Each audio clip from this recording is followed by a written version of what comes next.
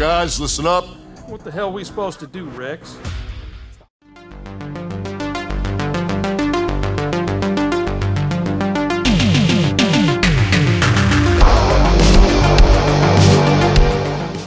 We are talking lockdown, also known as COVID-19 invasion.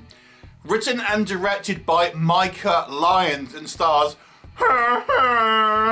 Big Daddy Cool, Diesel, Kevin Nash. Well, I say stars, he's in a few scenes. One of those kind of situations where you have a named talent appearing for a day's filming so they can put him on the poster. That's kind of how this movie rolls, except normally it's Bruce Willis or Nick Cage, but here they've gone for Kevin Nash. At least it's not Danny Trejo, let's just say that. Now this is a kind of action movie, though it does take place 10, 12 years in the future, so I guess you might want to call it a science fiction film, but there's no science fiction elements other than the fact that it takes place in a short time in the future. And it's of course a movie which was inspired and made during the kind of the coronavirus pandemic. And in this particular kind of movie, we have a situation where the virus has become much more deadly and killed off much of the world's population, and only around 30 million people are left surviving. And it focuses on this this kind of couple initially, and they are kind of living a life in somewhat seclusion in a a very fragile kind of community, I suppose. The community is headed up by Kevin Nash's character, who is the kind of the big dog. He is kind of the head of this sort of militia, and they decide that they're going to go and try and clear out any undesirables in the area, because they believe that these homeless people are the ones really kind of spreading the virus, so to speak, and going to gather up a posse and clear them out and kill them. But it just have this our protagonist, our main character, his sister may well be among these homeless, so he decides he's going to try and head him off and save his sister. What will happen? Well, you're going to have to watch the movie and find out. So this movie has a disclaimer at the end, essentially saying it's such a low-budget movie, give it a kind of a pass, so to speak, in regards to lack of kind of quality issues, and essentially kind of doesn't tell you the budget exactly, but it kind of makes out that this is more or less a group of friends kind of doing this for, just for fun more than anything else. But here we have a feature-length movie, and it does have Kevin Nash in it, at least for a few scenes. What can we say that works? So obviously I will give it to the filmmakers for attempting to make something which is clearly practically a zero budget or very low budget film. I mean, according to IMDb, it's like 3 million budget or something like that. That can't be right. This does not look like that amount of money in the slightest. But it's obviously extremely low budget with kind of an amateurish kind of production feel to it. But I think the concept of the story is an interesting one. We have seen a few films now use the COVID-19 pandemic as the basis of a modern horror. We've had horror films, sci-fi films, action films. So I would expect this is not the end of it, and there will be various others that will use the pandemic as inspiration. But inspiration is inspiration, I guess, and I would think it's topical at least. And I have to say, even though I don't think it's a particularly deep film in regards to any type of ideas and stuff, I think the idea is relatively solid and kind of has a kind of a very basic kind of Mad Max end of the world idea to it, and obviously basing it on a real kind of event makes it somewhat kind of more relatable to a degree to kind of the audiences and stuff like that. Now, it is a very low budget film, and that kind of permeates every aspect of the movie.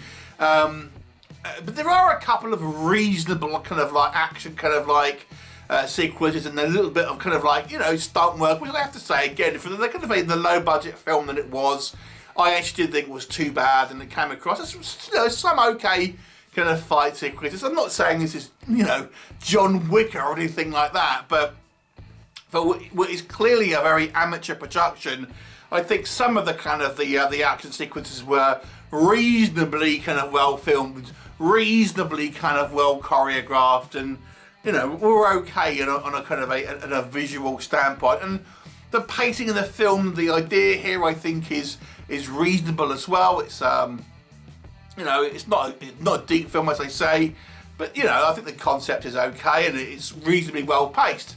You might hear me say reasonably a lot in this movie. I'm trying to kind of give you an idea here that this is a very low budget film, so you have to check those expectations in. But let's talk about obviously what doesn't work here, because I think people aren't going to care necessarily that it is such a amateur and low budget production. All they're going to care about is what they're seeing on screen. Is it worthwhile?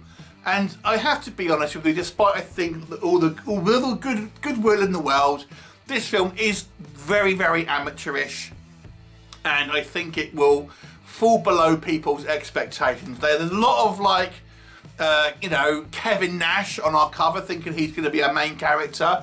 He totally isn't. He's not really in this movie a hell of a lot, to be honest with you. So if you are watching this for Big Daddy Cool, then I suspect you may well be disappointed. The acting is, you know, it's not brilliant. But I have to say, I have seen worse acting. I'll give them that. But you know, it's not good. The kind of the effects work is like the digital effects, things like, you know, muzzle flashes, bullet holes, explosions.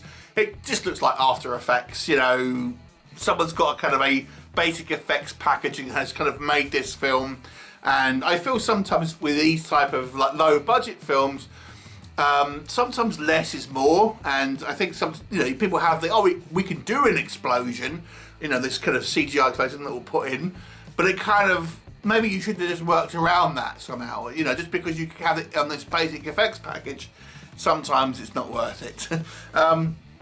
So the effects work here is very, very basic, and yeah, I didn't think some of the kind of the action sequences were too badly shot, but yeah, a lot of them are kind of like slower and kind of obviously not particularly kind of professionally choreographed. And I think, you know, I'm giving it some slack because I understand the kind of the limitations of the budget, but I feel a discerning moviegoer who is expecting an action film that they've kind of would, you know, similar to what they've seen, you know, in previous films, are going to be disappointed with the kind of the lack of professionalism and on this kind of amateur sort of effort there. And you know, it's the story is kind of relatively paper thin. You know, it's topical, but there's not a lot of depth to it. It kind of goes in the typical kind of action tropes that you're going to kind of, you know, expect for a very kind of basic action film. The characters aren't particularly deep. There's some kind of like silly moments as well, which I think, oh, I've got an idea where there's going to be someone behind them and they're not going to see them, and it's going to be this cool shot and it just looks a little contrived and things like that. You know, you have to be a lover of real low budget films, I think, to genuinely enjoy this movie. But I do applaud the effort. I do think, you know, this is kind of like a student film is the best way I could describe it. If someone had made this as a kind of a film to say, I want to be an action film director, and here it is with a, you know, couple of $1,000 budget, then this is kind of what you'd expect. But like I've said, I don't know if people who are going to rent or buy this are going to be that forgiving. So realistically, I have to judge it on that type of principle. So I'll give it a 3 out of 10. It is a very low budget affair on all counts. Only watch if you are extremely forgiving. Have you seen it? Will you see it? Leave me a comment and I'll look forward to see you next time. Bye for now.